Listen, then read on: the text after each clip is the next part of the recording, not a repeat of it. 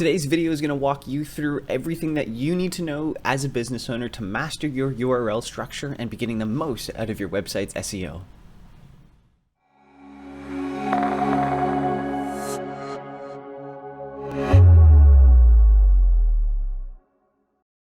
So search engines like Google will look to a URL to try to understand a little bit about the website and a little bit about the context of what that website might be about. So the physical appearance and that structure of the URL is a key ranking factor to Google as they crawl your website and try to understand what it's about. Google ideally wants to see relevant keywords and phrases in URL. Doing so helps Google contextualize what that page and what your content might be about, which is the key when Google wants to serve relevant traffic to people that are searching online. As a website owner, it is critically important that you get your URL structure right to as close to day one as possible. Changing pages for your URLs or your overall URL structure for your website can be really detrimental to your ranking and can almost be a reset for some pages. So making changes to those structures is the last thing that you as a website owner really want to do. So let's quickly cover the structure of a URL and try to understand the little bits and pieces that you can see inside of that structure. So here's a quick example for something that we might see on Token's website here. So first, let's start off with the HTTPS. That's the protocol. That matters least of your whole URL structure, but for modern websites, it's important that you use an SSL cert and encrypt your website so that you see HTTPS in front of there. If you're using an SSL cert and using the HTTPS protocol, when you're on a browser, it'll be seen as a little lock pad and your website will be seen as traditionally safer and more secure. Of course, Google wants to be serving their users relevant websites, but they also want them to be safe and secure. So having an HTTPS SSL cert on your website is a great way to give yourself a little boost. And then next is the domain name. This is pretty simple. In our case, it's usually just a name, the company name, Token CS. This part doesn't really matter a whole lot as really most people are just getting the name of their company or something relevant. What's important to note, however, though, is if when you're buying a domain or thinking of your website, if you can try to get some keywords or some relevant words into your domain, that is sometimes seen as a little bit of a bonus. Now next is the top level domain or the TLD. In our case, we have .ca, but of course, you've seen a million versions of these, .com, .net, .org, and a whole bunch of different country related codes there as well. The top level domain can have small implications on SEO. I would say in my experience, .com domains are typically seen as more common, more easy to search, and more likely to appear. However, if you're, for example, a Canadian business, then getting a .ca domain might actually help your SEO in the sense that you're localizing yourself to a country or like specifically to Canada. Okay, so this next long structure here is, generally speaking, a path. Now, a path can be a folder structure, if you will, kind of like on your computer. It can also be this space where you're navigating to, like on a particular page. So in this example on my screen here, we're under a parent page called Solutions. So we've got our first step in our path called /solutions/, and then the name of the page that we're on in our case is Search Engine Optimization Services. So this path is very, very important, and typically this is where you can have the most creative freedom as a website owner. So in this exact example, and specifically for Token, we are trying to rank a search engine page specifically about search engine optimization services. So you can see that we got very particular and we actually got the keywords that this page is trying to rank for in that path. That is always a really, really good idea, but you want to try to avoid stuffing those keywords into your URL too much. Paths can be typically flexible and they tend to look different depending on the different type of platform that you're using. Some platforms, like I would say WordPress, are really good for letting you pretty much change this to be whatever you want it to be. And so in our case, we've got a solutions page that lives at the top level, and then a search engine optimization services page that lives just below that. Now, finally, this one can be a little bit tricky, but these are query parameters as this next little purple one here. So question mark free download equal true. This isn't actually a real part of our web page here, but if you were to try to read this, it's almost saying as if you were trying to download something on this page, if there were a free download, for example, that, this is set to true, therefore this user may be downloading that, or they might have access to that. Query parameters always start with a question mark and then a different word equals something. Query parameters are almost entirely proprietary to the platform that they're in. So it's impossible to know for sure what something might be doing, and changing that and reloading your page might actually implicate changes across the actual website. In our example here again, if I change this free download equal true to false, it might be that a download on that page completely disappears. Now, query parameters do have small implications for SEO, albeit they can be a little bit strange and more often than not really just ignored.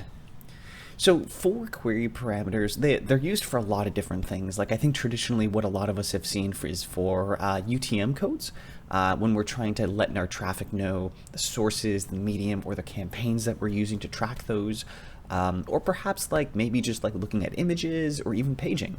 I know sometimes if I'm looking on a website and I'm just scrolling through a bunch of stuff and I would hit a couple of pages, sometimes in that query bar I can see that it's question mark page equal 4 or page equal 5. They're usually technical and have a functional requirement there, but understanding that query parameter could potentially impact your SEO. So if you can, you want to try to avoid them, limit their use if that's possible for your platform, or at least inform Google that certain query parameters can be ignored for all intents and purposes for your SEO.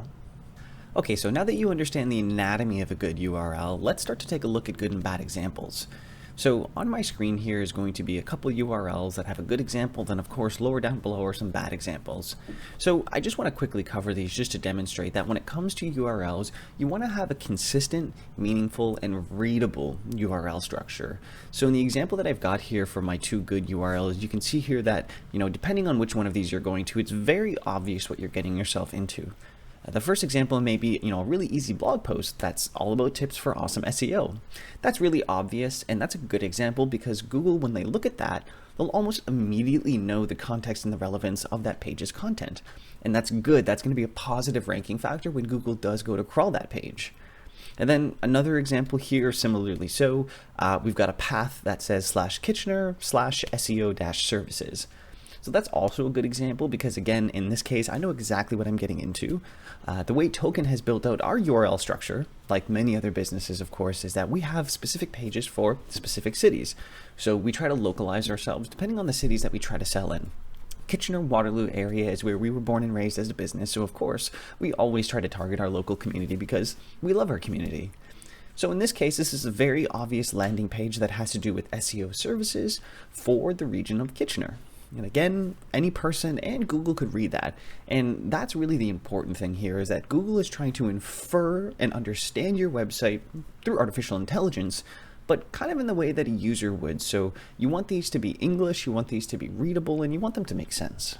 Now, these bad URL examples, sometimes situations like this are unavoidable. Honestly, you might just use a website platform that doesn't really let you be flexible or to change these. But where you can, you want to try to avoid different examples like this. So if you recall that good example here, that tips for awesome SEO, that would have been a good example of a blog post. But a bad example of a blog post could be that same blog, but instead of being read out in my URL like in English, you can see that I'm using a query parameter. !post equals 123, where, tips for awesome SEO.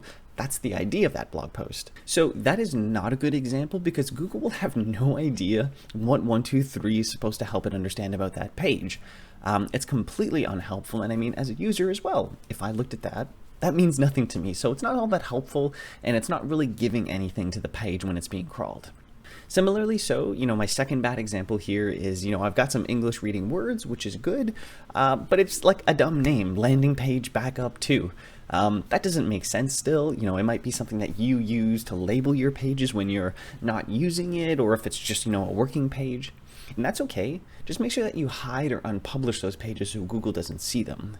Landing page backup 2 is essentially saying, I have no idea what this page could be about. It's probably a backup, even if it's the right one to use. Again, it's not adding any context or relevancy to the page, so I have no idea what I'm getting into when I click on that. Okay, friends, so just to potentially demonstrate why these types of things are so important to the point that you really need to optimize everything, I'd like to show you a search engine result page and potentially some of the different things that you might see on there. So I'm on SEOmofo.com/Snippet Optimizer. It's just a free sample tool to help us visualize the types of results that we might see on Google. So for this, I'm just going to continue to use our example that says we as Token are trying to represent ourselves as the best SEO agency in Kitchener, because we are. So for the title here, I'm just going to throw in Kitchener's best SEO agency. If I look at that, I can see the title here on the bottom. Awesome. I as a user would read that title, know what it's about, and feel confident enough that if this page were about that I might be interested in. Now I'll use our Kitchener SEO page here, and then we can see that we've got a little breadcrumb that comes to appear up there. The way this looks can be a little bit different, and you can configure that when you're getting your pages submitted to Google. But you can see here that it broke up a breadcrumb between my paths, so Kitchener and then SEO services. And then finally, when I'm happy with both of those, I'll throw in my description. And that's about it. So now, if you think of yourselves as a user and really try to look at this search engine result page, for us, I'm trying to put myself into the role of our audience. So these are business owners and people who are in Kitchener looking ideally for SEO help. So when I look at the title, the URL breadcrumb, and the description all together, it's very cohesive. This page in particular is trying to rank for exactly the key phrase Kitchener SEO services. So I've got that built into my URL, I've got some of that in my description, and of course, the word Kitchener is baked in through all of my content. So if I were a user really looking for this type of thing, this type of result might really stand out to me. I can read it, I know exactly what it's about, and it's enticing. My description is speaking to me as an audience of a business owner, right? Because if I'm looking for marketing help, I only ever want to grow my business and get sales. So my description is targeting that as a value proposition to those users, hopefully enticing them to come read in more. And so this is it. This is just a really simple tool and demonstration to say that, your URL structure, your titles, your content, all of that optimization, it's really, really important, but your URL has a really big presence on that search engine result page. So remember, your goal with SEO is to try to find those keywords that you want to rank for and optimize the hell out of your content in your website to get there. Okay, so hopefully you enjoyed that example. It's kind of funny, but a lot of people just don't really realize how literal you have to get with some of those different organizational aspects of things like your URL on your website.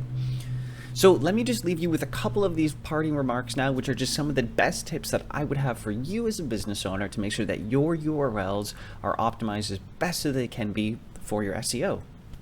So number one, you want to avoid using dates in your URLs. I think traditionally WordPress, especially for their media, uploads them into different organizational categories for, month, day, year. You really want to try to avoid that, especially as the years go by for your content. You definitely don't want to be pinged as having old or outdated content simply because they're organized into folders like that. Of course, you want to keep it simple. It's important that they be readable and user-friendly because, again, these are humans that are going to be coming to check this out. So take the time to make sure that they make sense and that they're readable. Don't keep them too long. That is a common misconception. You don't want to throw too much stuff in there.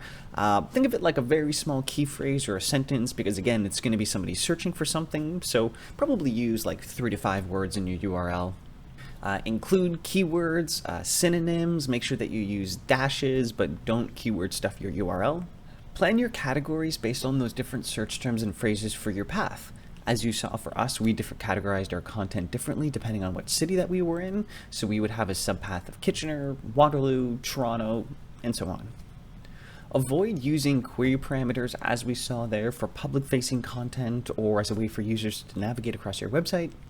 And finally, use subfolders. Use that advanced structure to try to get some keywords and synonyms in there to try to add context and relevance and ultimately just to try to make your URLs as fitting to the content and the keyword you are trying to rank for as possible.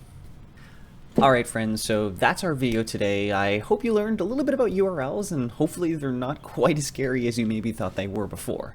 My name is Jordan Snyder. Make sure you watch our next SEO 101 video coming up next week. Thanks for watching.